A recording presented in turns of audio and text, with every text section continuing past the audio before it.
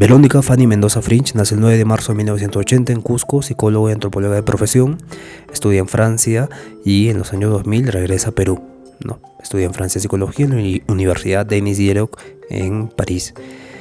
Regresa en los años 2000 y se integra progresivamente a espacios de izquierda. Fue elegida congresista por Cusco en el 2011, inicialmente dentro de la coalición Gana Perú, que llevó a Ollantumala a la presidencia. Ollantumala básicamente se voltea el pensamiento político que tiene y se convierte en neoliberal, y Verónica Mendoza surge ahí como una voz disidente dentro de ese partido, que defiende los derechos humanos, derechos laborales, derechos de comunidades indígenas, regulación ambiental. En el año 2012 rompe con el oficialismo por razones de pragmática y ética y se considera una figura ideológica que tiene este pragmatismo político para la izquierda.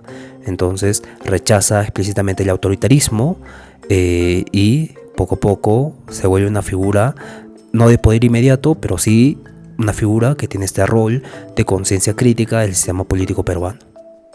Ahora vamos a analizarla desde estos 5 aspectos. El primer aspecto es la ética de la virtud aristotélica.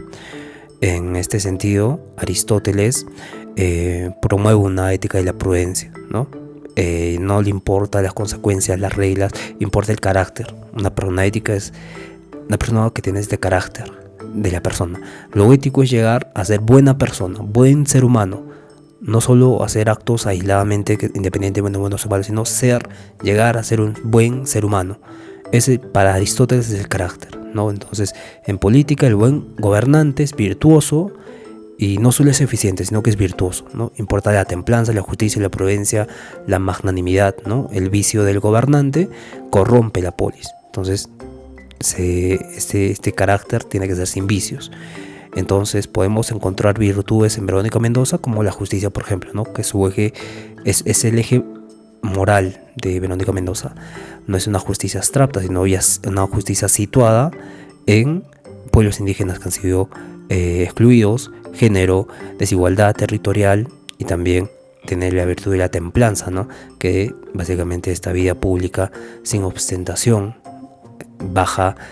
tiene este bajo perfil, este bajo personalismo, tiene esta escasa teatralidad política también. Entonces tiene también este coraje cívico que es muy importante, donde sostiene posiciones impopulares a lo largo del tiempo, a lo largo de muchos años, aunque electoralmente esto le puede restar votantes, se sostiene en esta posición impopular, y estas virtudes la hacen moralmente confiable.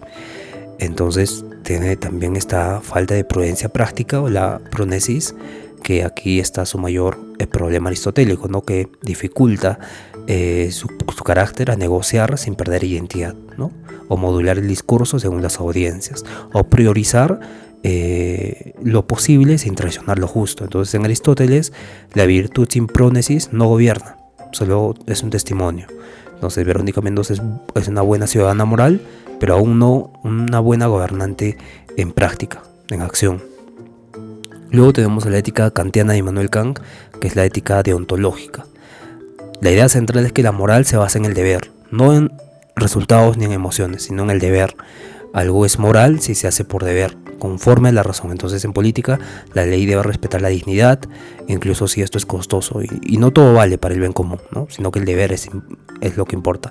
Mentir, manipular, instrumentalizar personas es algo inmoral, es algo que se hace mucho en política, y claro, esto para Immanuel Kant es algo no ético. Y claramente podemos encontrar en Verónica Mendoza, a diferencia de los populistas o los tecnócratas, ella no reduce al ciudadano a un votante, a un cliente o a un beneficiario, como lo hacen otros políticos, sino que lo concibe como sujeto moral y político. Y esto para Kant es bastante relevante. Kantianamente es muy fuerte esto. Pero dentro hay tensiones internas donde su universalismo moral choca con alianzas tácticas con izquierdas más regionales ambiguas, o silencios estratégicos ante autoritarismos afines. Entonces aquí aparece la fractura kantiana, El deber universal cede a veces ante la solidaridad ideológica. Y claramente Kant diría que tiene esta buena intención, pero esta coherencia incompleta. Y claramente en política, en específico la peruana, esto es bastante complicado de de llevarlo hasta el fin. Bien, entonces ahora pasamos a la ética de la responsabilidad, o a ser coherentes completamente con esta ética kantiana. Pasamos a la ética de Max Weber, que es la ética de la responsabilidad, donde la idea central es que la política implica el uso legítimo del poder, ¿no? Y eso genera dilemas morales. Por ejemplo, en política no basta con tener buenas intenciones, el gobernante debe prever los daños colaterales, ¿no? Debe gobernar. Gobernar es elegir entre todos los males posibles y elegir el que menos nos dañe. En este sentido, en Max Weber distingue entre la ética de la convicción y la ética de la responsabilidad. Entonces, Verónica Mendoza predomina en la ética de la convicción. Entiende el daño estructural, entiende la herencia colonial, entiende la desigualdad histórica y asume la responsabilidad moral por los efectos del sistema. Pero claro, hay una responsabilidad económica débilmente integrada, ¿no? Problemas concretos como, por ejemplo, insuficiente modelación en inflación, inversión privada, estabilidad fiscal.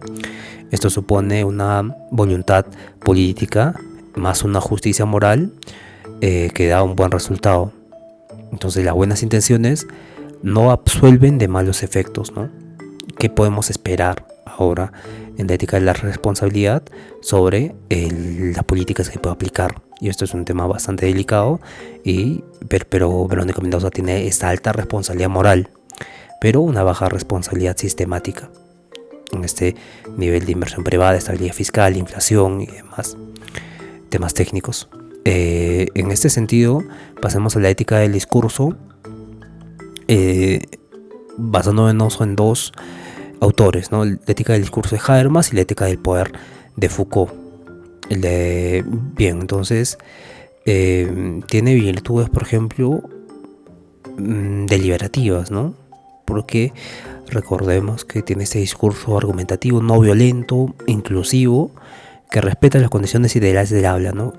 Estas condiciones ideales del habla son la veracidad, que hable con la verdad, la inteligibilidad, que es la parte que sea transparente, y la rectitud normativa, ¿no? Que no cambie de discurso a cada rato o en cada escenario posible, ¿no?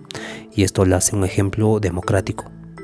Esto es un ejemplar democráticamente hablando en el discurso, porque no cambia de discurso deliberativamente, ¿no? Estratégicamente, como algunos políticos lo hacen. Entonces, Michel Foucault, podemos analizar su discurso desde una crítica. Ella surge como esta conciencia moral y produce un sujeto ético crítico, ¿no? Pero no produce un sujeto de poder. Eso es lo curioso. Genera conciencia, pero el sujeto de poder, el sujeto estratégico, el sujeto movilizador, no lo produce el discurso que tiene Verónica Mendoza. Entonces Foucault diría que su discurso resiste, pero no gobierna. Éticamente es impecable, pero políticamente es frágil. Y ahora pasemos a la justicia distributiva de John Rawls, que es un punto fuerte de Verónica Mendoza. Verónica Mendoza es la candidata más rawlsiana de todo el espectro político que se ha visto o que se ha analizado, ¿no? Por ejemplo, el principio de diferencia, que es permitir desigualdades para eliminar desigualdades.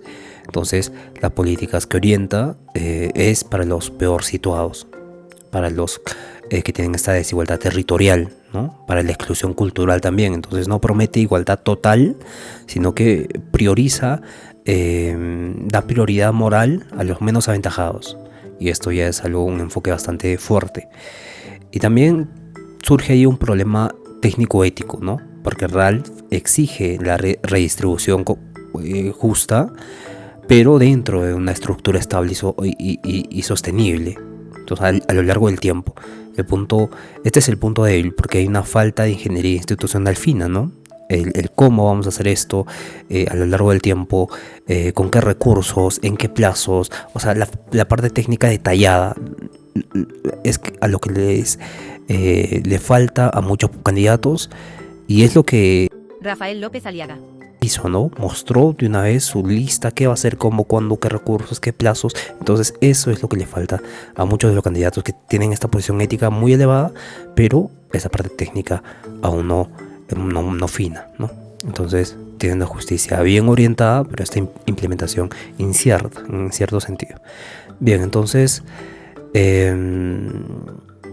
Verónica Mendoza encarna la conciencia moral de la política peruana, pero no es su centro de gravedad, ¿no? Es más fuerte como referente ético, correctivo moral del sistema, voz de los excluidos, y claro, ahí le faltaría desarrollar esta parte de jefa de Estado, gestora de crisis, conductora de colisiones duras.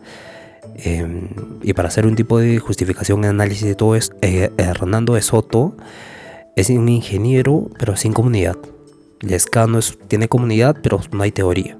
Verónica Mendoza tiene esta teoría moral sin una maquinaria de poder.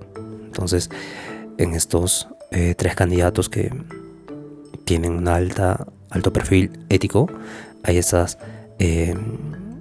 falencias y estas virtudes también.